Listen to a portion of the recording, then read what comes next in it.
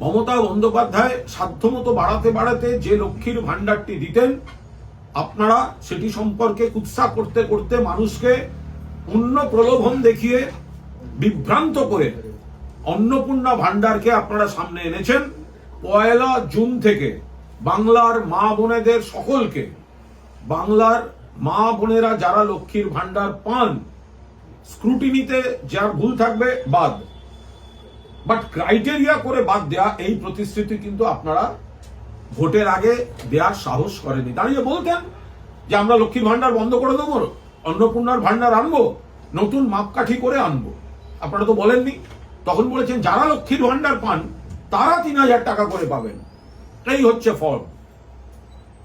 মানুষকে ভুল বুঝিয়ে, মা বোনেদের বিভ্রান্ত করে কিছু মানুষকে ভুল বুঝিয়েছে ভারতীয় জনতা পার্টি।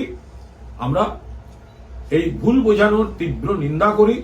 মমতা বন্দ্যোপাধ্যায় মা বোনেদের স্বার্থে নিজে থেকে লক্ষ্মীর ভান্ডারের মতো যে ঐতিহাসিক কর্মসূচি শুরু করেছেন, সেটাই ভিত্তি গোটা দেশে। তার উপর দাঁড়িয়ে 3000 টাকা দেওয়ার যে প্রতিশ্রুতি দিয়েছিলেন বিজেপির নেতারা, আজকে সরকারে এসে সেখান থেকে তারা সরে যাচ্ছে।